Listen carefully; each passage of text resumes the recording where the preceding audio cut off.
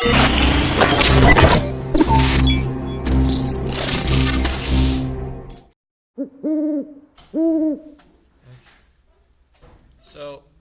I'm assuming everybody has a Ubuntu instance running right now. Who doesn't have an Ubuntu instance running?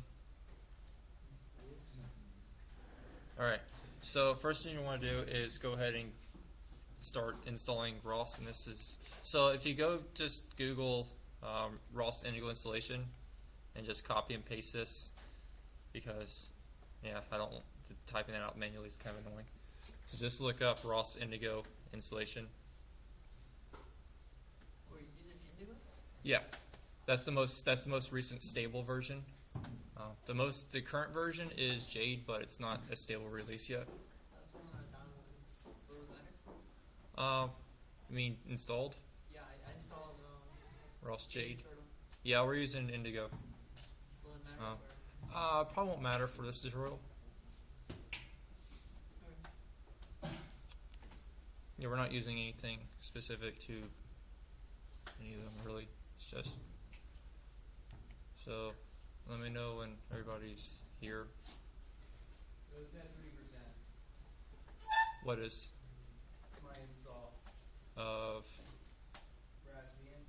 Okay, well that's not this. Raspberry. That's not this tutorial, so nobody cares.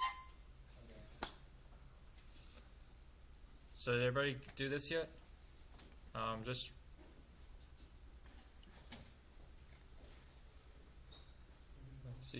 see you're not doing anything.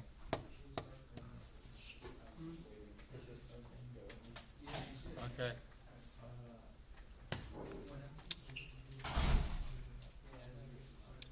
Yeah, by the way, this was supposed to start at 6:30, so you should have already had all your stuff out.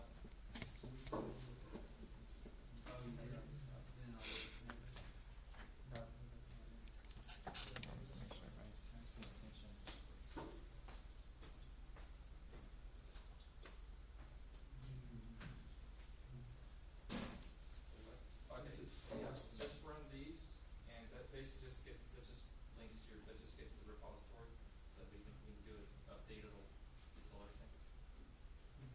So just run that. Did you already run that? Oh, you're using is that Ubuntu? You're not running Ubuntu, are you? Nobody's running Ubuntu. Why am You guys aren't. You need Ubuntu. It said that in the prerequisites. Yeah. Alright, so I'm just going to move on because nobody seems to be. Dang it. You ready yet? I just want to start this video again. I realize I got this not prepared. So just continue talking about Rust. Well, I'm waiting for everybody to have it running. I don't know why. Then it's People gonna take a don't while. even have their virtual machines running yet. Everybody just now started.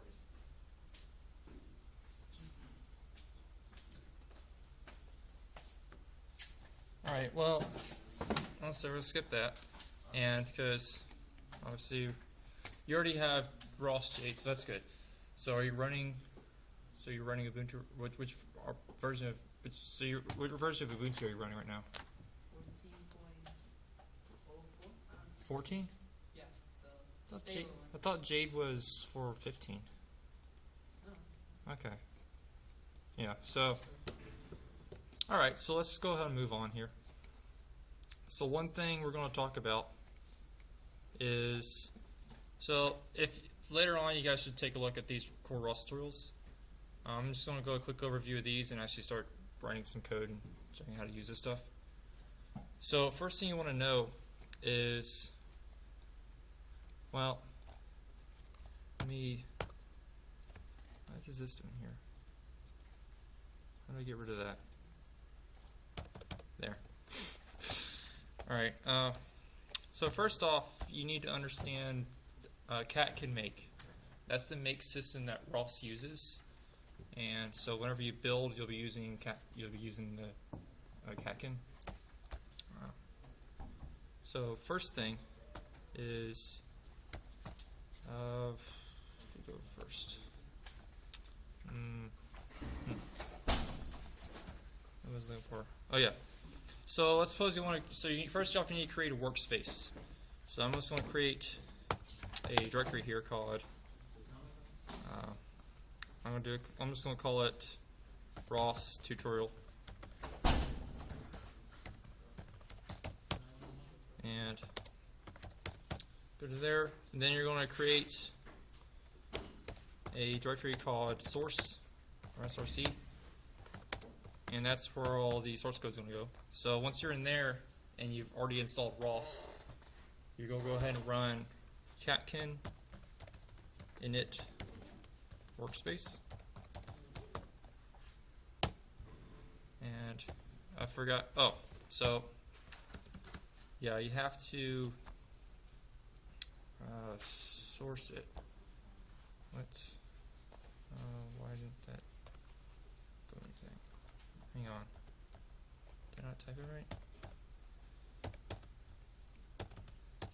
Catkin init.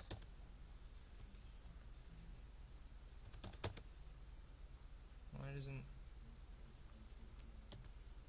there's no init workspace? What's going on? Why don't I have init workspace? Why isn't that a command? What am I missing?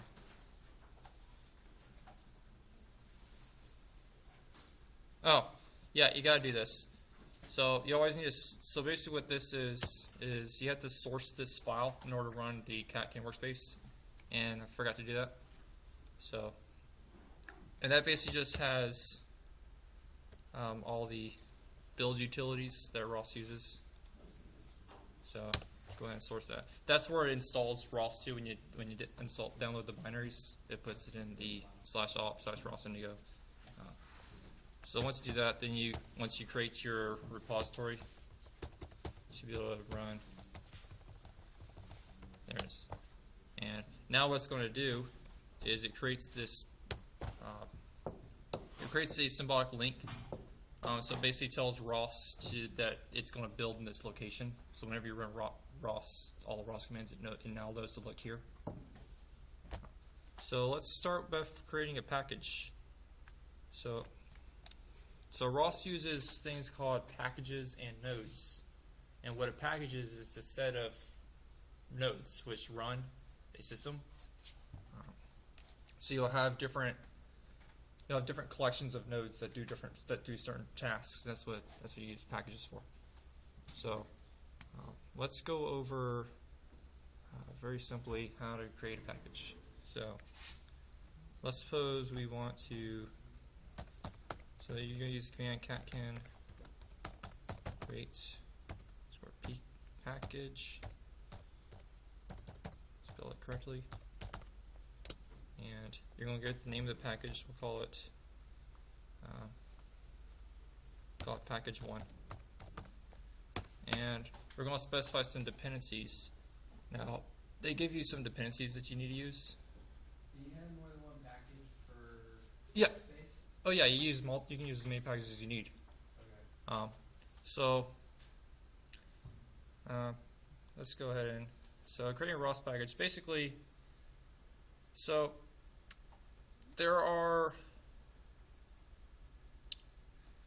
there's different dependencies that you need. Like for example, standard messages. We'll talk about messages later, but that's usually one you always include. ROS py. Now we're not using Python, but the message generation does use Python, unfortunately. So you have to include that. So we're going to need ROS CPP as well. And those are basically the simple ones that we'll need to use. We're also going to, so let's go ahead and include those. std yes, and ROS ROS CPP. We're also going to include some other messages. We're going to include sensor messages, and we're going to include geometry. So we're going to be using these later as well. And, oops. It's just PKG. Yeah. So now there's our package. So that we're going to do now is we're going to go ahead and open that up. Where did it go? Source package 1. So you notice we have all these source files and stuff in here now.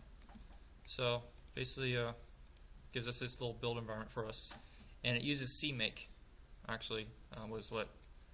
So catkin uses CMake. I know it's kind of weird, but when you run catkin make, it then uses CMake to build files internally. It's kind of takes a while to understand, but this XML file, that's what catkin make uses to final. So the Python so the message generation is written in Python. Okay. Like there's utilities that when you write message files, it builds the CPP headers and includes all that for you, so you don't have to you just basically make a message template and it builds all the CPP class files for you. But there's a Python script that does that. So that's why you need ROS PY for the message generation. And I also forgot to include message generation in that list there.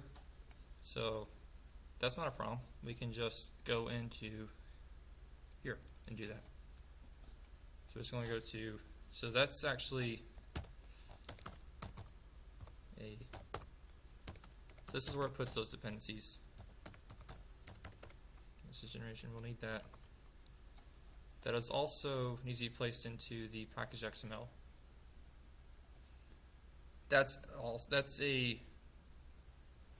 So the message generation is a build time dependency. Actually, no, it's not. Let me check what it is.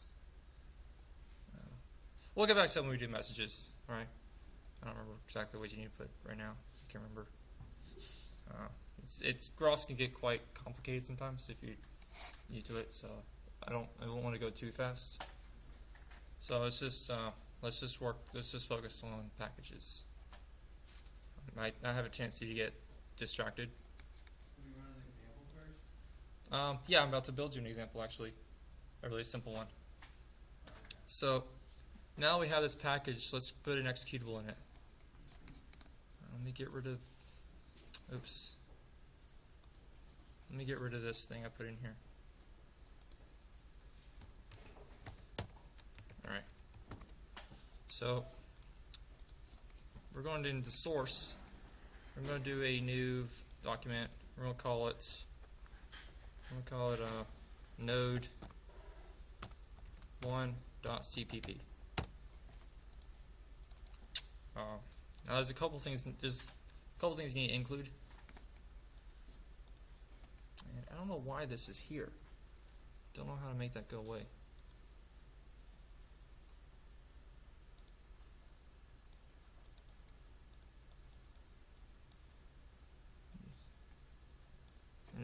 It's driving me crazy though.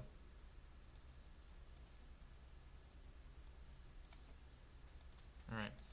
So I don't know why this is here. Colin, do you know why this is here? Or how to make that go away? What? This built-in display and rotation 0 that's always there. What is that? Is this a virtual machine? No, this is just this is just Ubuntu. I don't know. It's driving me crazy though.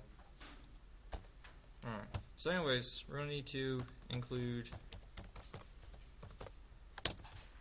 ROS. ROS.h. This one's you want to include every time. So familiarize yourself with that. Let's go ahead and include standard messages. Now, what messages are is how nodes talk to each other. What? How did you get to that window where you start writing the script? That's just a text editor? I just opened up a text editor. I'm using code blocks. Text editor. Yeah, I just use code blocks. Okay. But you can use any text editor you want.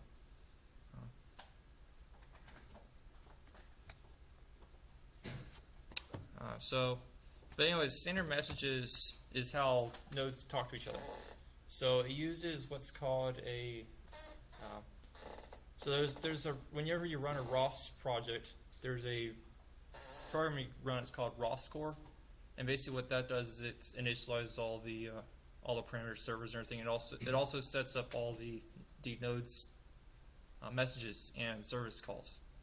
So when you have a message that publishes a topic and or a node that publishes a topic, and then one that subscribes to that topic, ROS scores run in the background that says, oh, these two need to talk to each other, and it sets up that communication path. That's basically what nodes are, or what topics are. So we're going to start off with like a simple string. So let's just include string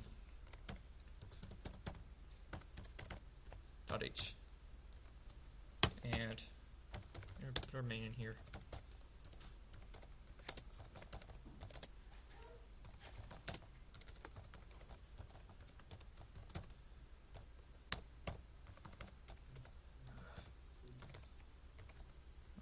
Tab over. Alright, so first off we need to do is initialize this node. So we're going to do ROS init, passes our arguments, and give it the name of the node. We're going to call it node 1. And then we're going to create a node handle. And that the node handle is actually what is the instance that this node has, which uses to talk to ROS score, or when it passes its messages and services. That all happens to this object.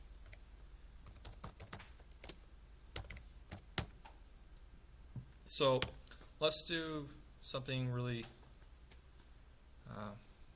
simple here. We're going to publish something. So we're going to do a ROS publisher. We'll call it publisher equals nh.advertise, and we're going to advertise on a standard message string. So we'll put in standard messages and string. So that's the type that you're going to advertise on. You put it there. And a first parameter, so let me actually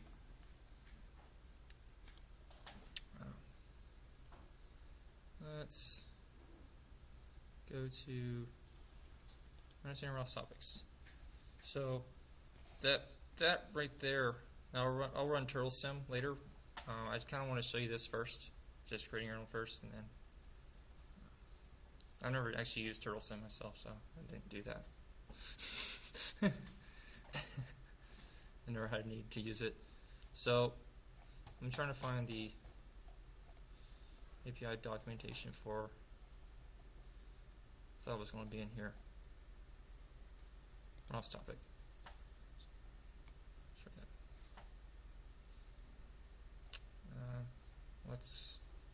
That isn't the class documentation. It's not even the class.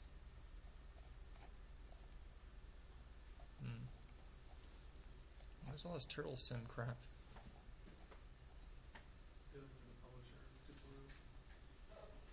Yeah, I don't remember where that is. I think it's on the music farther down if they have it. Go back one more. Yeah, okay. I think it's like a little farther down. They have a publisher. Oh, yeah. Oh, that's way ahead. I'm kind of going out of order here. But basically, everything I told you about topics is basically all you need to know. And they're very easy to use.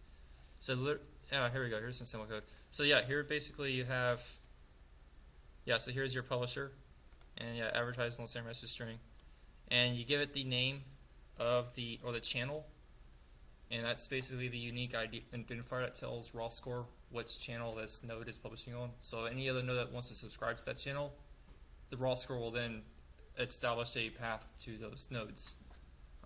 So all you need to know is the channel. This is the buffer size.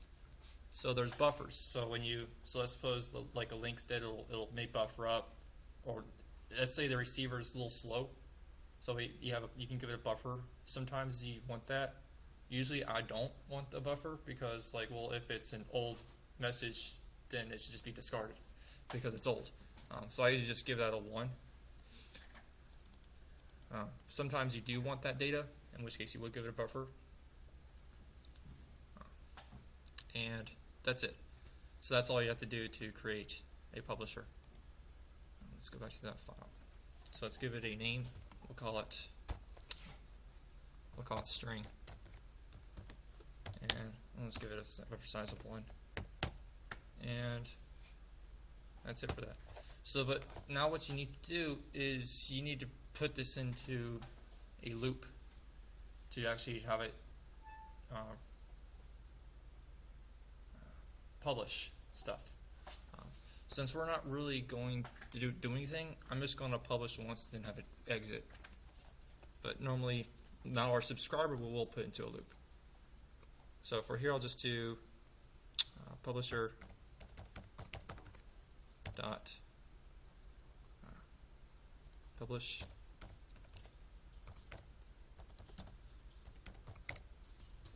we have to have something to publish. That would probably help. So let's do a standard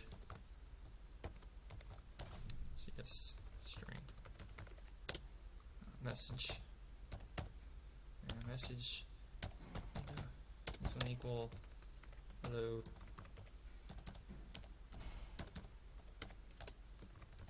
and hello world. I know you guys get tired of seeing that, so I figured I'd put that in there. So all the standard message types have data. So like when you, they basically wrap around all the primitive types. So there's a standard message for float 32, there's a standard message for integer 64, unsigned integers. It's basically just you replace string with the primitive type you want. And what? Which version, how do I know if I have Bradbury and Easy or Jesse? Is there a way to know that? Should be able to, what is the command? Oh, I can't remember. Look it up. That's should be in. Should say when you go to system settings. Should say why isn't it going? Yeah, where'd it go? I have too much stuff open here. Why is it, hold on, let me get rid of this. I don't know why VLC's running. Eating up my resources. Why didn't that come up? Hello? It's just waiting. Oh well, I don't know why it's not important. Alright, so we're just going to throw that message right into the publisher. And now, I have had issues when you create a publisher and you just start writing stuff out on it. You have to give ROS-score time to set up the actual message. It has to actually have time to register this with ROS-score. So I'll just let it wait a little while. I'll just do a little sleep here, because if it just runs and exits, ROS-score may not have enough time to see that there was a message being published or that there was even a thing there or a message there. But it does have a buffer of 1. So if I had wrote this out and then it exited out, that would still be there in ROS-score. So when someone else wanted to subscribe to it, that it would get that later. That's what the buffer is for. But we still need to actually wait till ROS-score actually sees that we're trying to subscribe something. Let me just do this real quick. You can also use ROS has some sleep commands, but they're kind of a pain in the ass sometimes. I just like to use sleep. Alright, so let's save that, and we're going to add it to our make file. So let's go back to our CMake lists, and there's a section for build. So it kind of gives you like a bunch of documentation as to where to put things. Like here's where you put your executables. So package 1. This is where they put the name of the node. So we'll call it node 1. And the source file is called node1.cpp.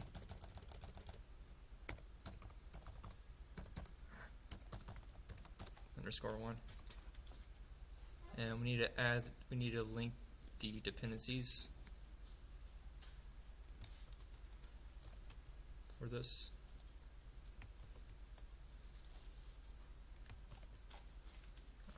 Just always do that. Basically, that has all of the catkin dependencies, like all the message utilities and everything. So these are all already have all those build paths. Just include that. If you had any other dependencies, you would list them out here. Same thing with libraries. If you had use any libraries, you would uncomment that. Since I'm not using any of the libraries, I don't really need that. But like if I was using like OpenCV or LCM, I'd put all those libraries in there. So we'll save that. And now when we go to try to build this, we'll go back to our root workspace, which is our ROS tutorials, and we're going to go catkin make. And hopefully it doesn't explode. It exploded. Alright, so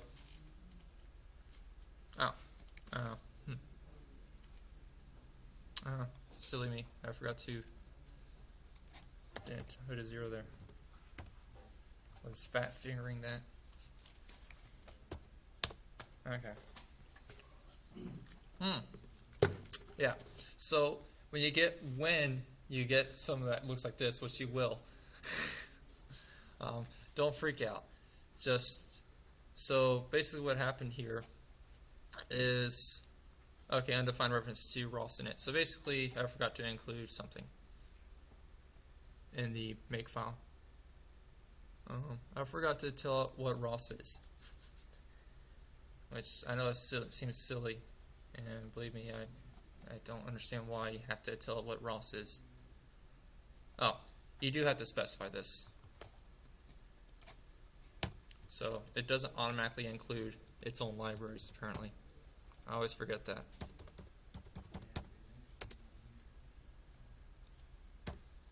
So, yeah, so hopefully now it'll build.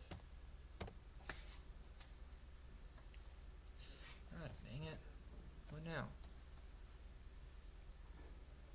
Package 1.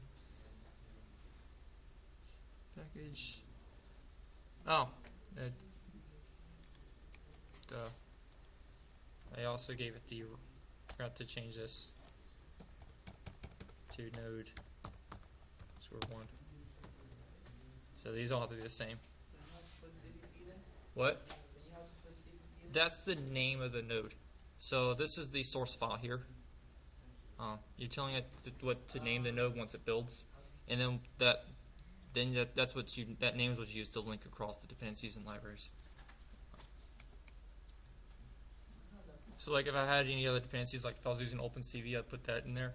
I don't have OpenCV on this computer or in this Ubuntu machine, so we won't be using OpenCV at all today. Also, that's a different tutorial altogether.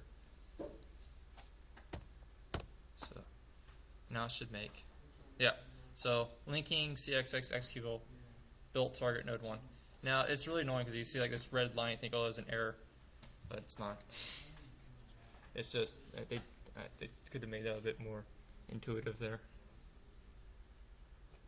Do you see that? Yeah. Right. That looks different than what I have. Yeah, you don't even see the bottom of this.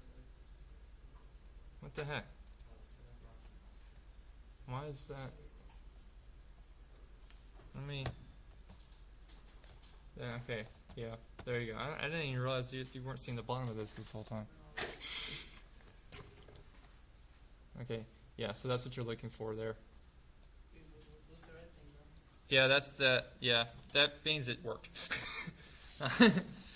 It tells you linking. Yeah. It should make that green or something. Every time I see that red, it's like it's a different red when it's an error. It's like this darker red. And it's really annoying. But yeah, that's what you're looking for right there.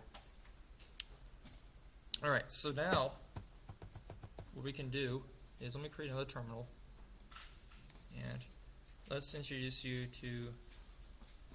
So first off, let me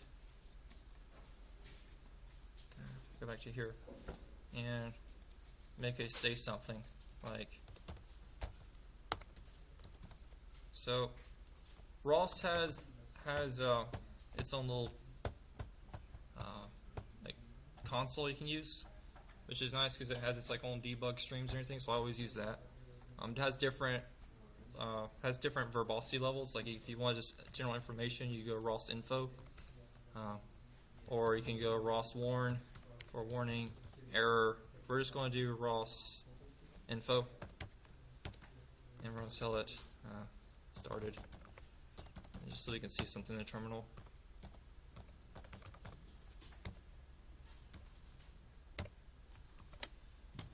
So let's go and build that again. And now we can run it with ROS run. Actually, first we need to start ROS core. So ROS core, I'm just going to run in the background for the ampersand there. I'm assuming you know about that from. So now we can run it. ROS run. Our name of our package.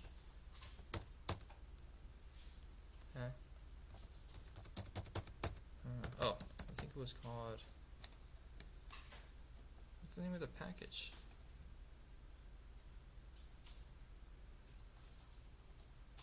I don't remember the name of our package. That's just the name of the workspace. Package 1. Why didn't anything come up? Did you source it? The setup script? Oh yeah, that would help. So we source the setup script from the ROS libraries. We forgot to source the one for this package or for this workspace. So let's go ahead and source that real quick. So that's located in devel / setup .bash. So now when we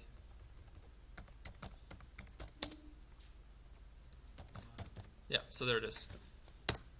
So it started. Alright, that's good. But what happened to that message we sent? So let's start another terminal and run ROS topic list ROS topic command not found.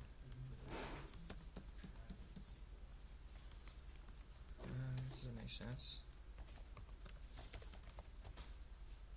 Why is it there but it's not in this one? Why does it not find it here?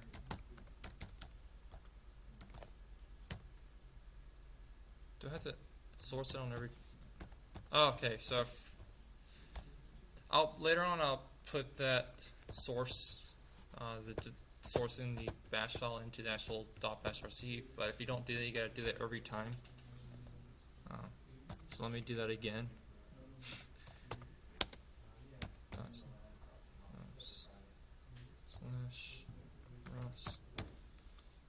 /ROS/devel /setup.bash. And now, okay, so now I do ROS topic list. So, well, normally if that was already running, that would come up, so that's kind of a bad example. But since I know the name, I'll go ahead and just echo it. ROS topic echo string. And then I'm going to run this again. And nothing comes up. That's nice. So what went wrong? Why did nothing happen?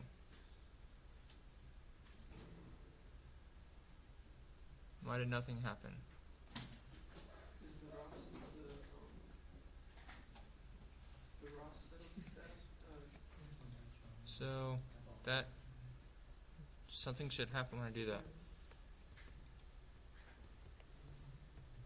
Don't know why nothing happened. It doesn't even. It should actually even come up. Let me put this into a spin lock here. That might be why. Let me just do ROS spin. Normally you don't have like a script that just runs like this. Usually you have something that runs into a loop. So that's probably why.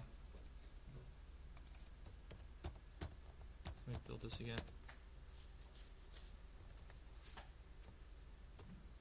And then,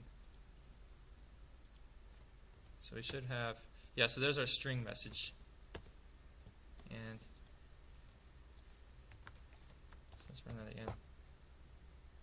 Yeah, see there's our data hello world. So that's basically a simple publisher and subscriber here. Now ROS topic echo, that's just a command line utility for like debugging if like your topics are being published. A little bit more information to that, you can find that actually here. So this uses the ROS topic command a lot. ROS run. Well, I guess not. Alright, well. But yeah, this basic ROS topic is a command line utility. Yeah. I don't know where that's explained more here. But you can just look it up. That's ROS topic. I saw it earlier when I was trying to find the class documentation for node handle. Here it is. So yeah. So this is all information on that. You can also like find, like if you have like several hundred ROS topics going on, it's a find utility. There's a display. There's also it also display the publisher like the rate it publishes on. So this a really useful tool, like if you're trying to figure out what's going on with your topics. So let's write a subscriber. We have a publisher, so let's get a subscriber. Everybody following along so far? You're not? Yeah, I'm kinda lost. Alright. How long have you been lost? A while. Why didn't you say something? You were on a roll, so I just let you do your thing. No, but I mean, I wrote down the file. Alright. I'm not able to run that yet. Okay, well I guess you just look at the video later. Make sure that's still going actually. Where do you run Yeah. the script that you're writing? Where do I what? Where do you run the script that you were typing? Where do you run it? The script I was typing? What provider do you use? Okay, where do I find that? This, what? Because I have Ubuntu open, but I can't find that. Terminal. No. Oh yeah, that's just terminal. This right here? You're talking about this? Yeah, exactly. Yeah, that's just the terminal. Yeah, but where do I? Control-Alt-T, I'll go to You should just be able to type in terminal, and it should come right up. I always pin it to the little sidebar here.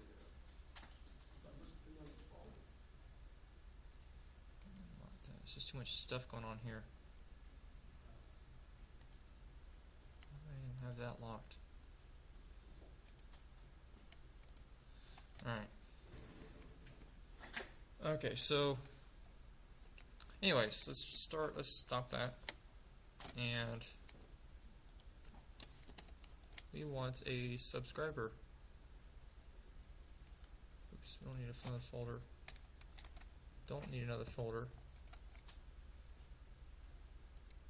Let's create file. Let's call it subscriber.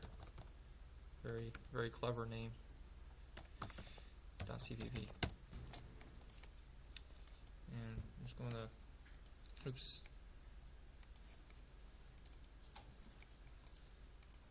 copy some stuff here. So just copy a lot of this.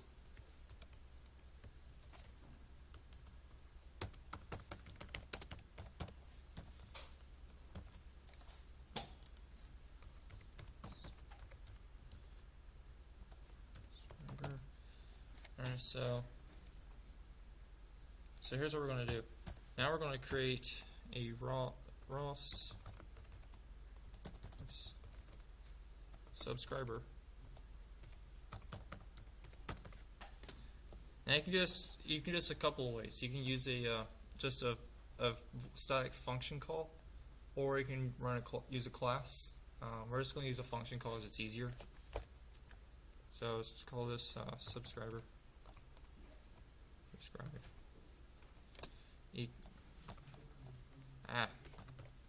Subscriber equals nh dot subscribe, and you'll note this one does not take an object type, but it does. You do pass it the channel, which was string. You pass it a buffer size, and you got to give it the callback function. So we gotta write a callback function. We'll call it string callback. And so this is basically how you do it, and this doesn't ever change. You always put the name of the callback. It's always takes in constant, the type that it is, which in this case is standard underscore MSGS string, the class type as a constant pointer, percent MSG. So it's basically that every time you have a callback. So at this point we're going to get this message. So we can do ROS info. By the way, these ROS info or ROS warn commands, they work just like printf does. So if you ever use printf, then that's great. Okay, %s. We'll pass that message pointer to data. And should probably check if that's null, but so what? Usually, if it's already here, there's something there.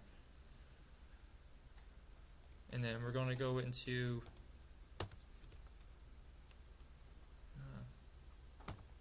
so we have to go into a while loop. This ROS OK, that basically is what listens for any interrupts to the ROS. Like if you give it like a sig interrupt or anything like that, it'll basically return out of this.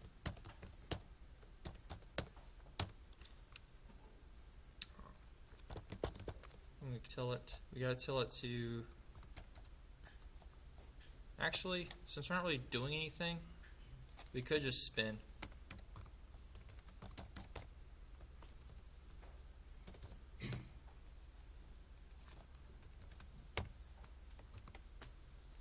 So all it's going to do is every time it gets a message, it'll go into this callback.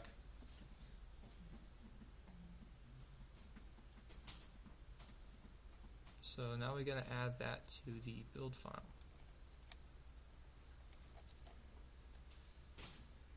So I'm going to copy all this because it's a pain in the ass to write that. Subscriber.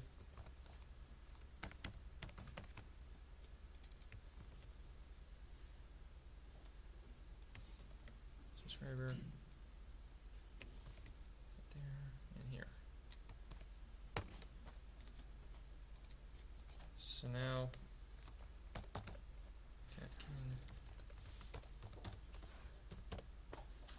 so if it doesn't explode, dang it, it does explode. Wow. Always explodes.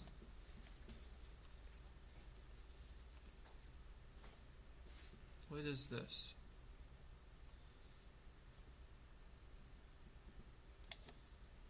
What the heck? not pass audits of non-truly copyable type, const data type. Oh, because this message data is a string.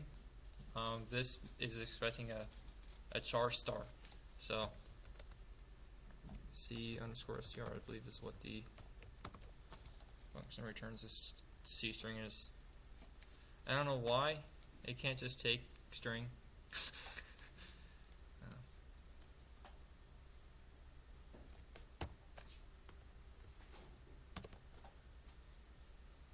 Now what?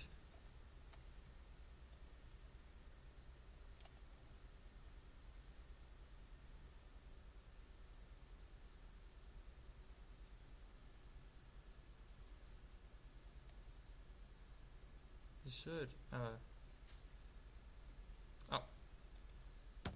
Dot. I'm gonna string like a pointer.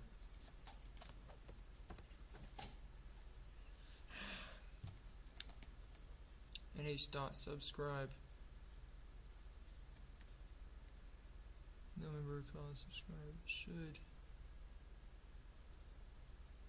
subscribe. It's spelled right, isn't it? Oh, S is not capitalized.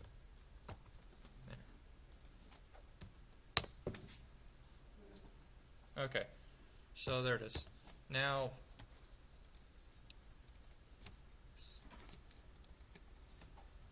let's see that. Now we can run it. So, oops. So we're going to do ROS run.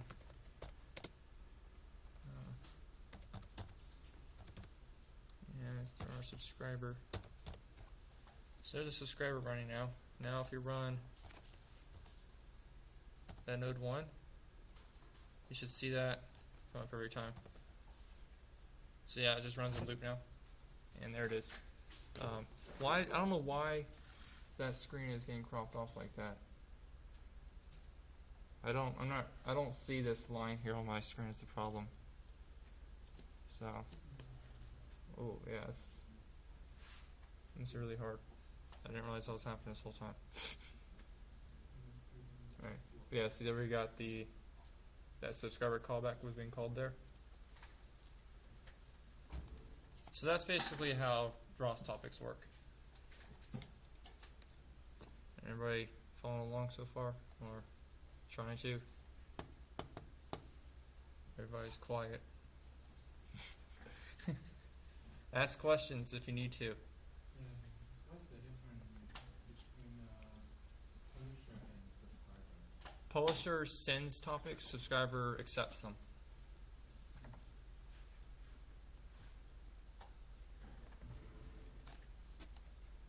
So like for any channel, you actually can have multiple publishers for the same channel. ROS Score can figure that out. You would just get a bunch of stuff on it. So it's not good practice to have a bunch of subscribers on the same channel. There's usually not a need for it. But ROS topics, so topics are what you use when you have like data that gets sent continuously or periodically. So normally when you do a publisher, you don't do it the way I did it, where it's like you send it once. What you'll usually do is let's do something more useful here. Let's go into a while loop. Okay.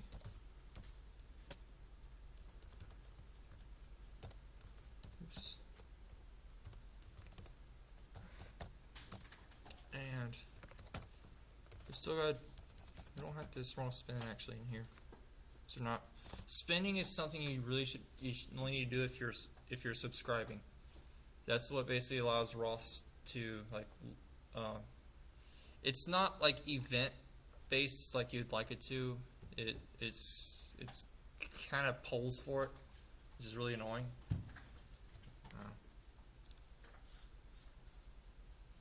but you just call this one function, and it doesn't stay in here. It really is like it checks the buffer, and if there's something in the buffer, it'll. Let me type it out first. Spend once. So that basically it basically allows us just to check the buffer, see if there's any incoming topics, and if there are, it'll call their appropriate handlers. Since this one's not subscribing to any, we don't need to do that.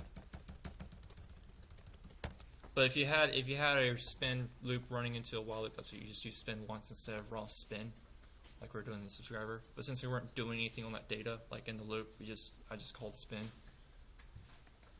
But here we're actually going to do stuff, but we don't need to actually call spin since we're not subscribing in this one. This is the publisher. Usually you have publishers and subscribers in the same node, but some nodes just talk and some nodes just listen, so that happens too. And that's this case. So we'll actually publish something periodically here. So in order to do that, I'll introduce the concept of rates. And these are nice little things that allow you to have consistent output. So you pass it. So basically, a rate is what allows you to sleep and have it run like a loop a certain number of hertz. I put 10 there, so it should run at 10 hertz. And at the bottom I'll do r.sleep. So it'll try to maintain like a 10 hertz loop as best it can. Keep in mind that there's like delays in when the CPU scheduler gets around to putting the task back in and stuff, but I'll try to do its best to keep on that schedule. So let's do something a bit more different. I'm going to use a different thing. Let's do pound include standard messages header. Header is something you'd be familiar with. Header is basically when you have a message, like a sensor message, you give it a header, and that has like a timestamp and a sequence number, so that way any subscribers would get that, but they would know like the time that happened. So that way, if you had a sensor node that's getting data from multiple devices, but they're asynchronous, it'd be able to parse it together. It'd be able to figure out the time differential and stuff. So header is something you should understand. So let me make a header real quick. And so let's add another publisher. We'll call this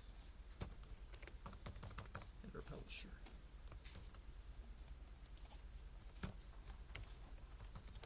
And it's going to be of type header.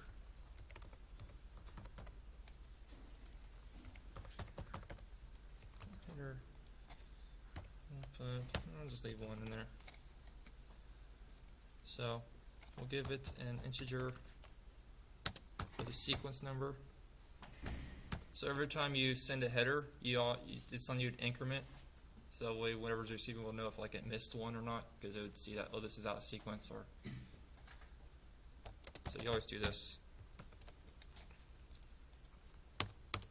So we're going to do a standard. GS header.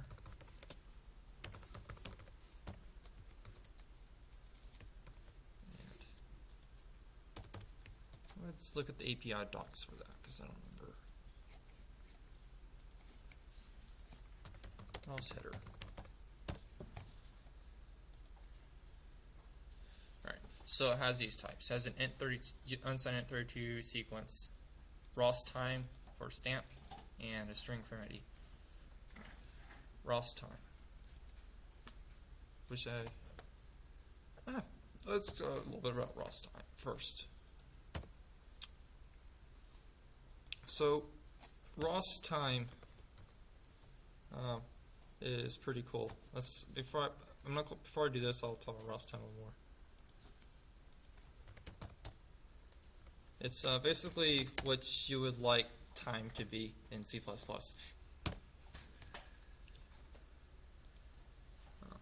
So here's the class documentation. It has, so it's basically, it's two unsigned integers is what it stores its time as, a number of seconds and nanoseconds, and that's like the time since, I think it's like the epoch time, which is like 1970 or some bullshit like that, but I'm sure you're all familiar with that. But what's nice about it is it has all these function overloads and operator overloads. So like when you add, you don't add, you can't, when you try to add 2 times together, it'll be like, what is that? Because it doesn't make sense to add 2 times. But if you subtract 2 times, it'll return what's known as a ROS duration, which will expect to be some number of seconds. So that's what it'll return. If you try to add a duration to a time, it'll give you another time. So it's very nice. It allows you to do some really easy stuff with time manipulation. Like you don't, you normally have like awkward stuff with like if you use C time, and even the C++ time is kind of awkward. I really like the ROS time. It's really nice. But that's what this is. That timestamp. Where did I put it? There it is. So we want to get the current time for the header. So we're going to do header.stamp equals ROS time. And it has a static function called now, which just gets the current time. I'm going to give it a sequence ID. I'm going to do it up here, since that's really static, it doesn't change. What is it called? Frame ID, sorry. So that's what's actually used to, I'll talk more about frames. Actually, I can talk about it right now. So frames, when you don't really, you use those for when you have transformations. So like if you have a sensor that's outputting data, but let's say it's at a certain position on the vehicle, you would put that through a transformation and say, this is where the vehicle's origin may be here, but the sensor's origin may be somewhere else. It may be pointed in a different direction. So the transformation takes that and maps it in relation to the origin. So like if you had like a complex, like an arm for example, like this motion here, well you need a transformation to get that relative to my hand, wrist or something. So that's what transformations allow you to do. It allows you to have some really complex like moving parts, and allows you to reference like a finger relative to this arm, and then you can get the distance between those two by using those transformations. And that's what frame IDs are for. So those are what's when you create transformation, you give it like a parent and a child, and you give it those frame IDs for the parent and child. It's like basically it builds like a tree of relations. I'll talk more about those later. For now, we're just going to give it some value. Equals there. We'll equal that. When in doubt, just bang out on the keyboard. Sequence equals SCQ plus plus. Alright, so oops. Alright, r.sleep. So that should just now we can actually publish it. Sure. Header.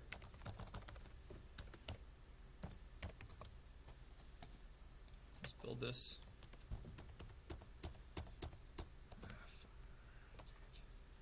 Okay, I can make. Oh.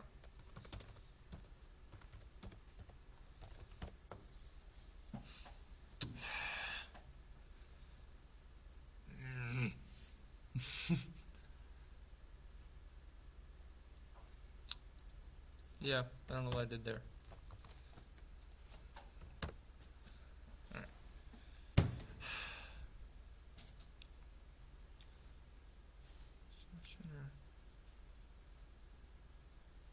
It's not declare anything. Yeah, it doesn't. You're right. I started like writing a bunch of things in the same line. That's what happens sometimes. And it still doesn't build. What's going on? Why is it just endlessly not building? A match for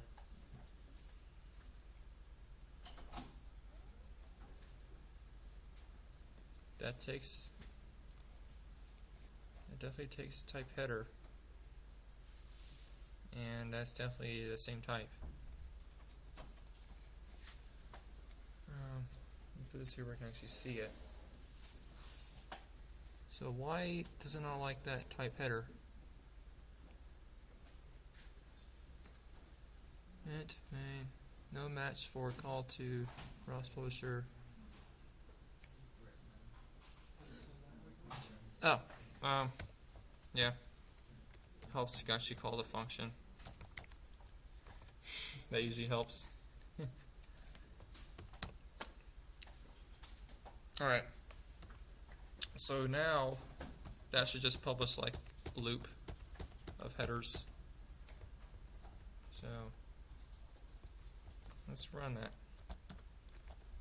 Call it, what do we call it, node 1? Yeah. So now we can ROS topic echo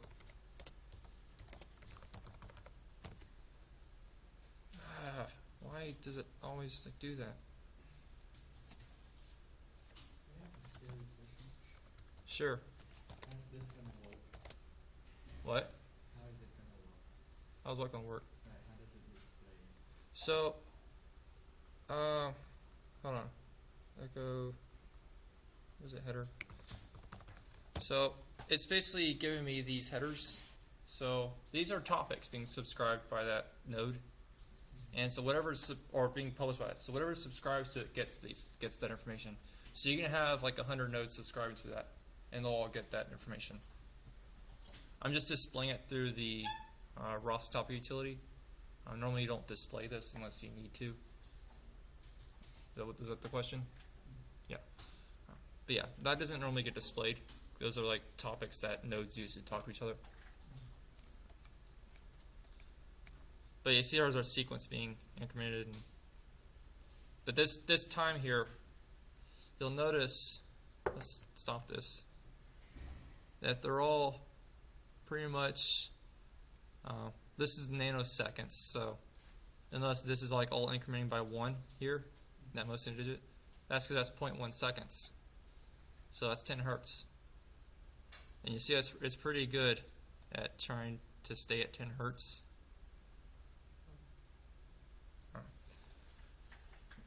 So that's how ROS rates work, and what headers are for.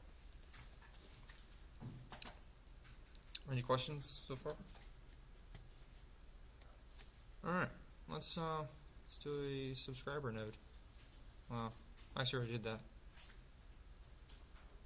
Let's talk about standard types and which ones to use and why. So, there for this. So, I already touched briefly about standard messages. Like standard messages are wrapper classes for all the primitive types in ROS, like all your integer and float types and arrays.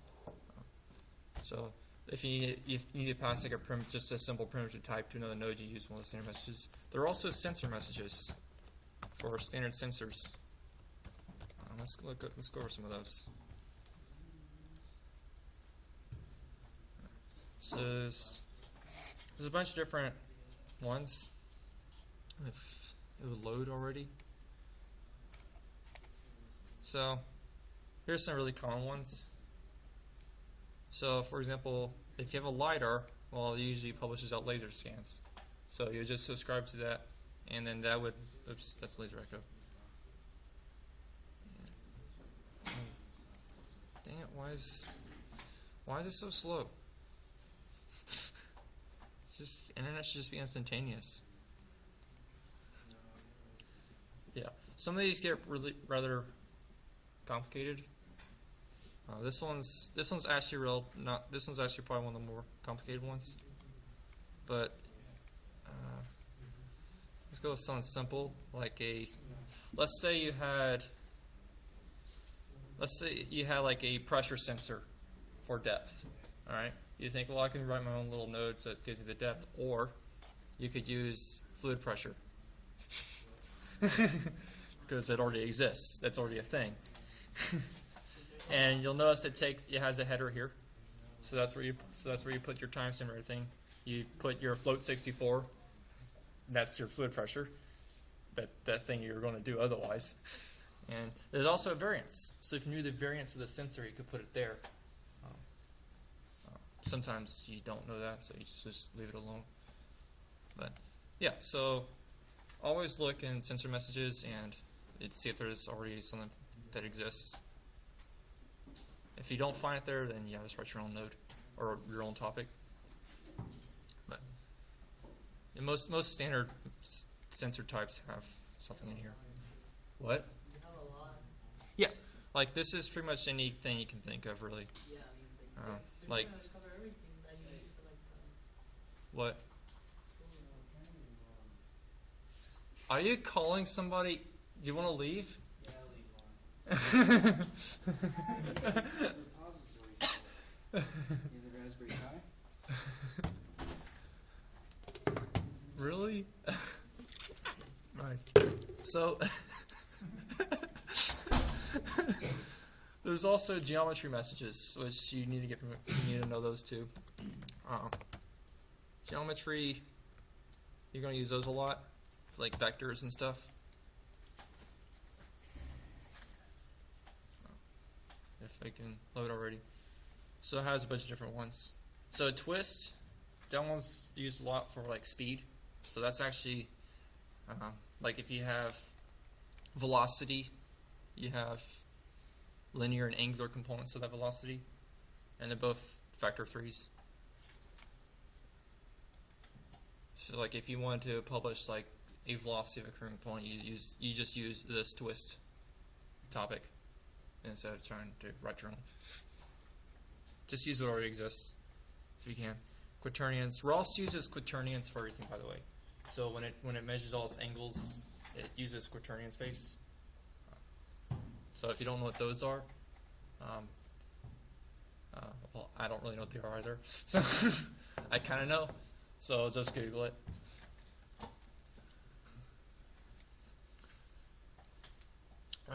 Transform. So this is what I was talking about with transforms. So it notice there's a translation and a rotation.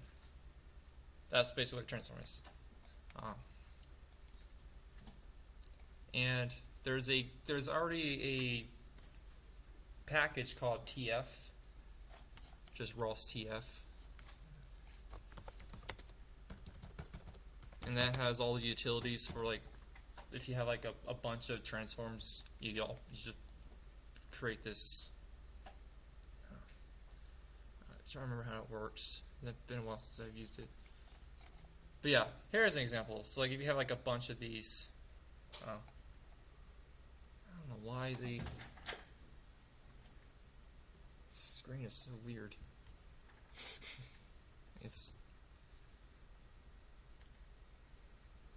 That is bizarre. I don't know why the screen's like that. I can have it set right in here, but so. But anyways,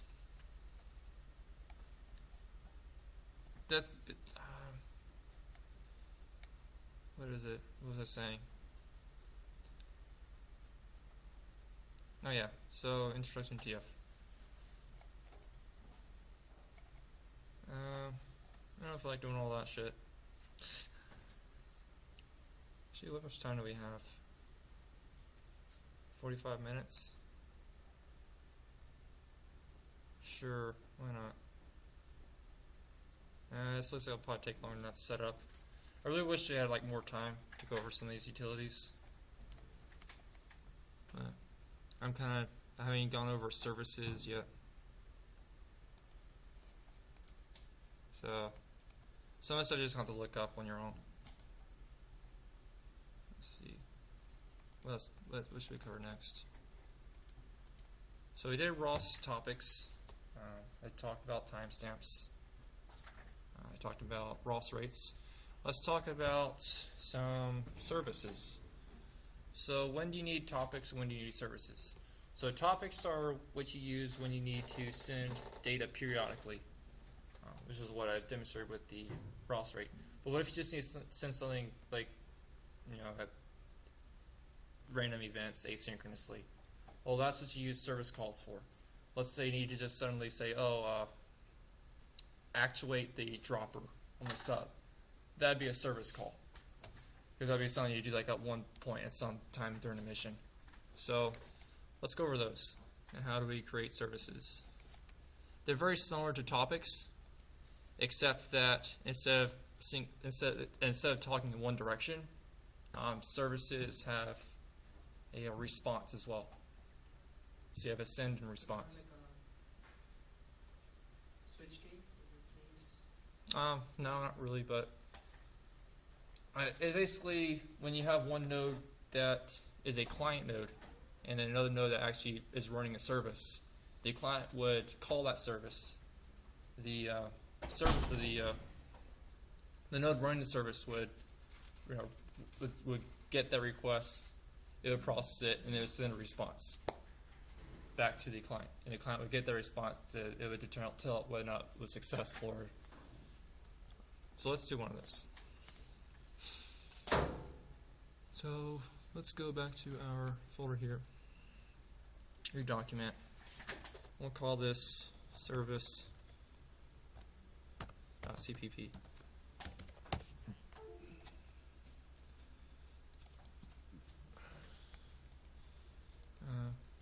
We'll include some of the stuff.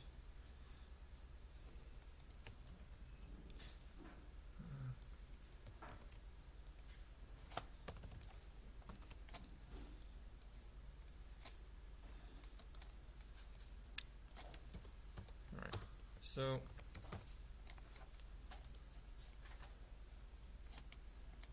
one thing I want to do is do ROS service. It's been a while since I've actually used services, so a refresher here. Okay, so they're a bit more complicated than topics, just because of the fact that they have that response packet. So here's what you do. So you go raw service client. So for the client node, which is this one I'm writing, it's just this object called ROS service client, and we're going to use, what should we use? There's some standard services.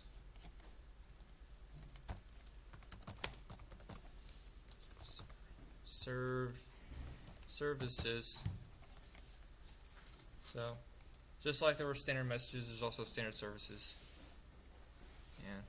But these are a bit more. So this one, there's not really like you don't really have primitive types. That's not what service is for. So this one's so the basic trigger service is just you have a string message and a success. And you'll notice these 3 lines here. So in a service declaration, what you have is you have the request section, then you have those 3 lines, and then you have the response. So this one doesn't have a request. It's basically just an empty request, and then the server would say that, oh, you want me to do this thing, and then it would just. This is very basic trigger service. Usually you write your own service, but I'm just going to run this. Use this one because it's simple. So the server would then say this and give you a message. Alright. So let's use.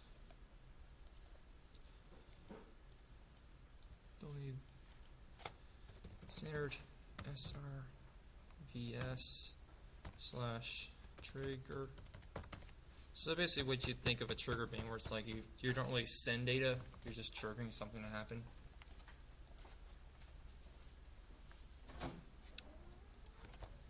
So standard services trigger. I'm just gonna call it trigger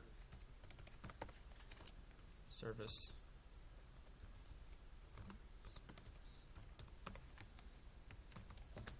And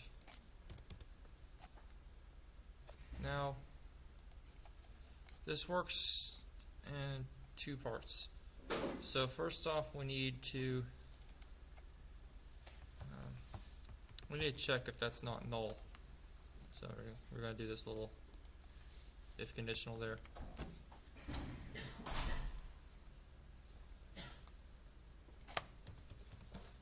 Oops.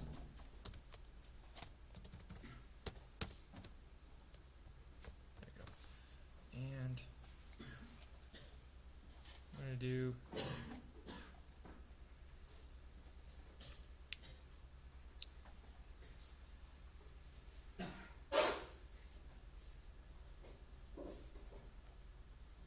actually, so that's the client. This should be, I don't know. This is the client. I don't know why I've been saying this is the server. So, sorry, it's been a while since I've used Source, so I'm going to remember this. I probably should have meant to look up this. Yeah. So we're going to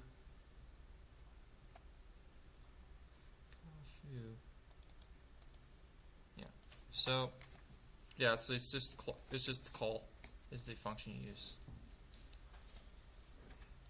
With client.call, and we got to create an instance of this object. Trigger. And we're going to do if client.call. Since there's not a request part of this, we don't need to fill anything out for the request, so we can just send this trigger directly in here. And if that returns true, that means it was successful, and then we can run this info %s trigger dot message dot c_cr. So this is the client, and now we're going to make sure that builds. So first off, we need to create an executable for it.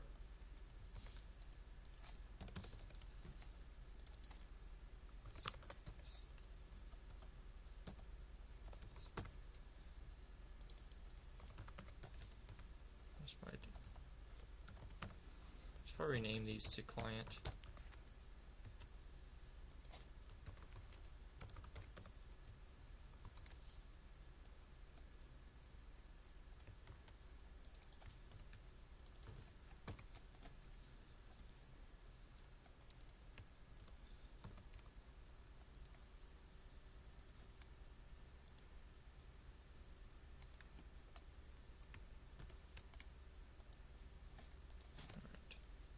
So let's build that.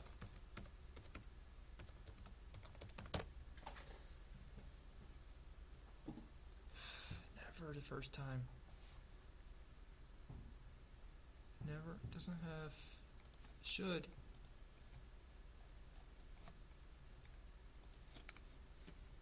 Yeah, has it right there. Oh. So, one thing I forgot to mention is,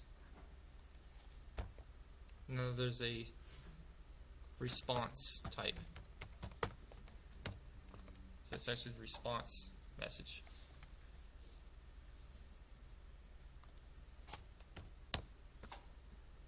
Right? That's correct, right? Apparently not. Nothing ever builds. What did I do wrong? Why doesn't it do anything? Oh, did I misspell it? Oh yeah, yeah, it helps us spell things correctly.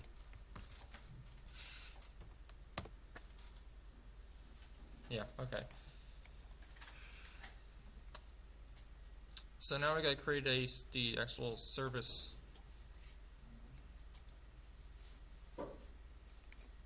Oh, is this guy? That was wrong. So let's get rid of that crap. Oops. So this is the actual service that's going to be run. Now we need to actually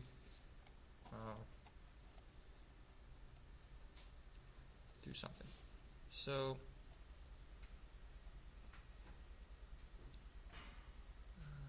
it's calling them service definitions.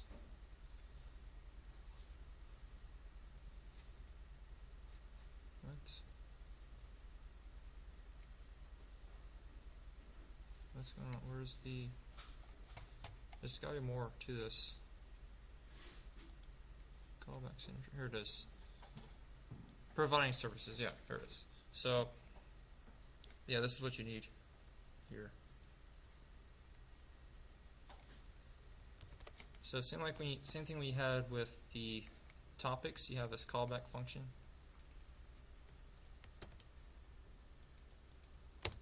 Some of the stuff I just copy and paste in those tutorials because sometimes I don't remember what stuff is called.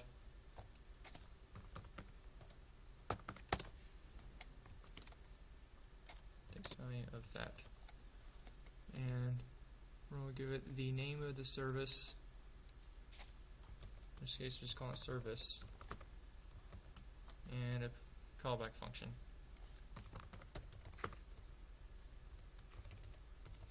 Or actually, no, we called this trigger, didn't we?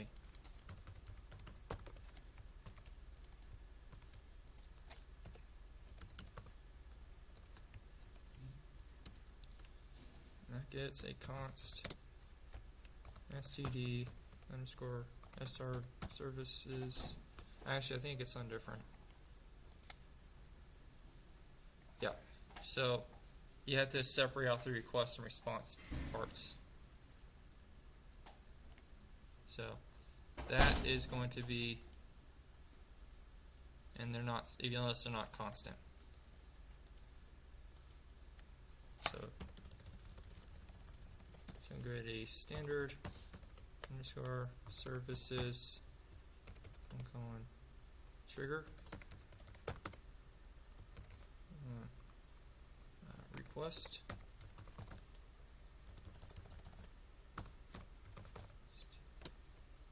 Ampersand, call request, and then that same thing, response.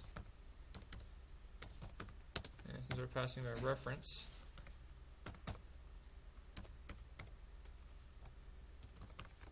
we can just edit, modify right in here.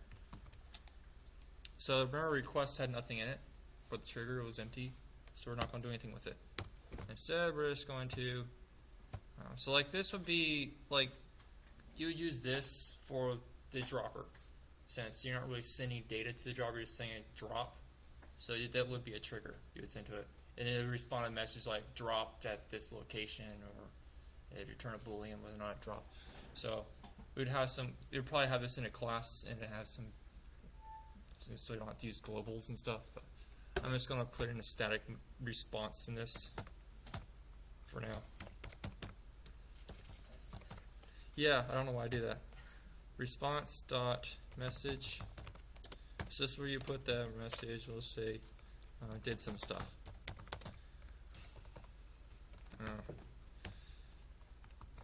And oops.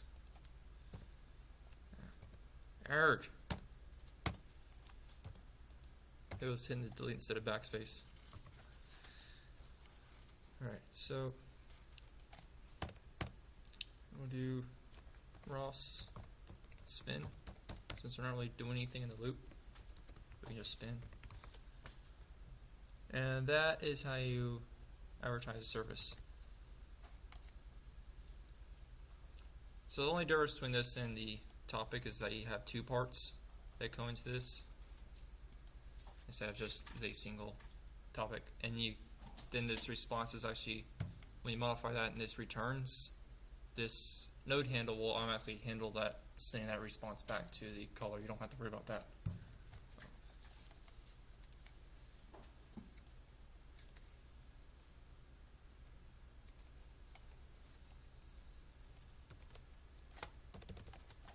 Alright, so we'll create to our service here.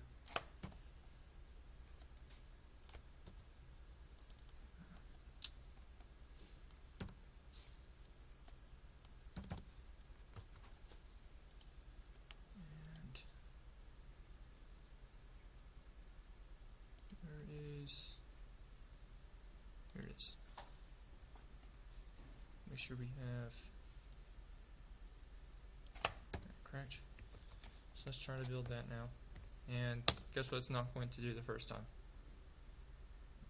Build is what it's not going to do. Expected parentheses. Oh, I have one extra.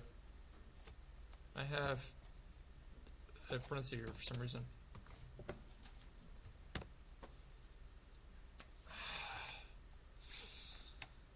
Oh, wow, it just exploded.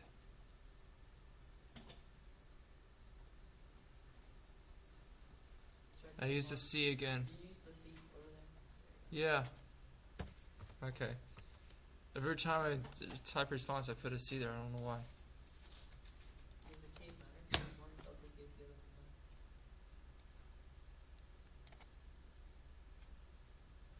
not. Should be advertise service. That's it still exploded.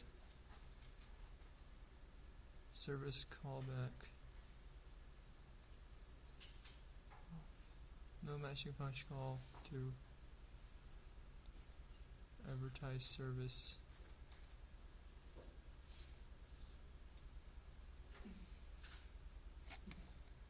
Oh, I think you have to give it a type. I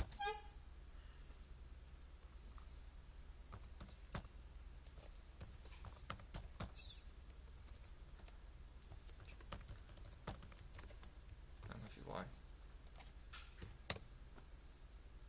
Nope. Okay. So I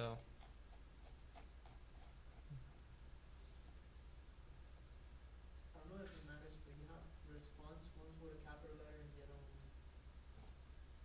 all the way at the top, add your declaration. response. There. One's capital, the other one's not. No, they're the same. No, the other one, I mean. What other one? That one. That's the name of the type. Oh. Oh, let me look back up in here, figure what I'm doing wrong. Yeah, you don't give it a type there.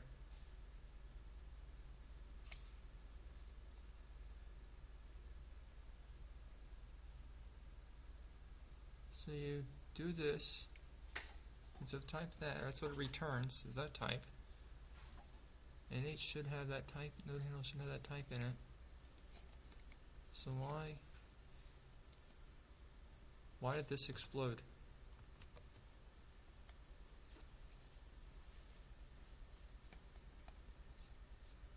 Because that's not an S. Wait, that should be an S. Never mind. Just got carried away there. Why doesn't this work? Why did I just copy this?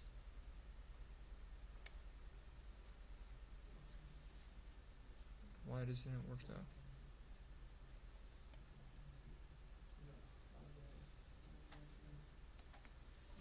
I mean, it's just copy that and paste that again.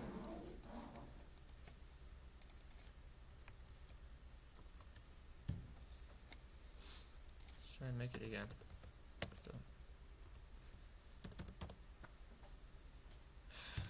Why did it is the deal here?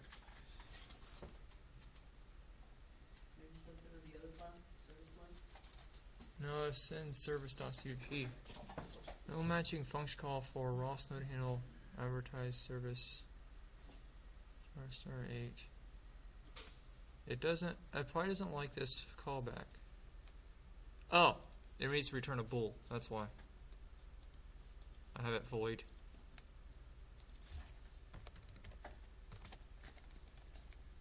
Okay. Details. It's good that I'm making these mistakes. That way you. Alright. That way you know things to watch out for. Okay, so now that builds. So let's try to. So let's look at our service client again.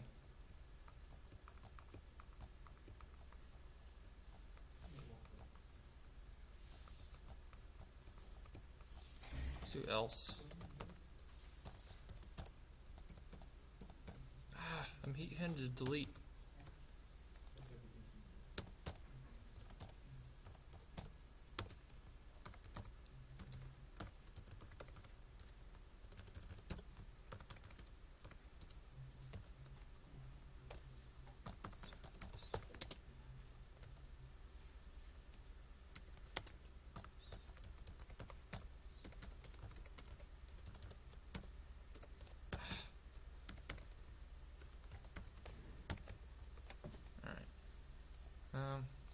So let's build that again. So if you should run ROS run package 1 service. If you run that, you'll notice we got service not responding. It's because it's not running. So let's try running it.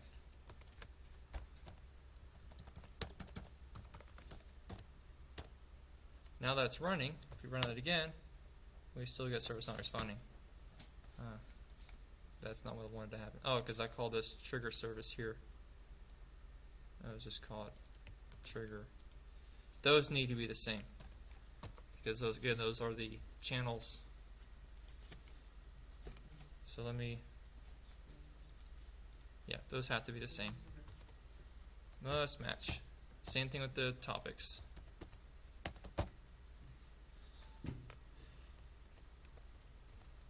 Alright, so let's run that service again.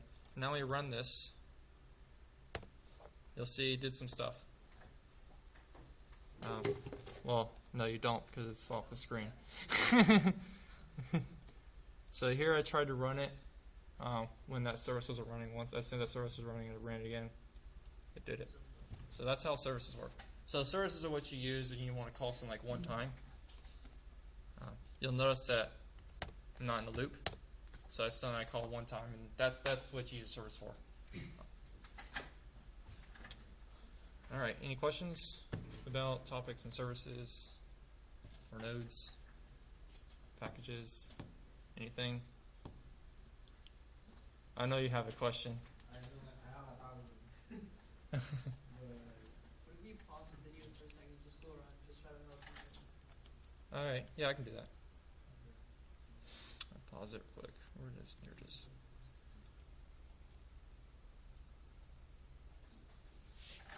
Alright, so let me go back to this.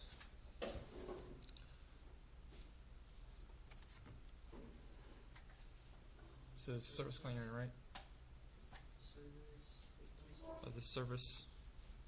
Were you in service client or the service?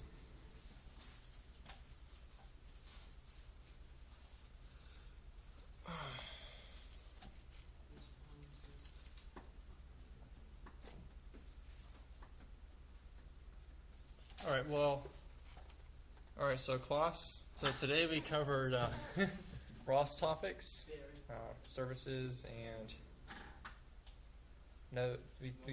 nodes and packages. You guys all know what those are now, hopefully. And ROS rates, standard messages. I'm going to go ahead and wrap this video up. Actually, can you put those files in the drive? The what? Can you Yeah, I'll put all these files in the drive. I'll just run it when I get home. All right. Let me go ahead and wrap this up.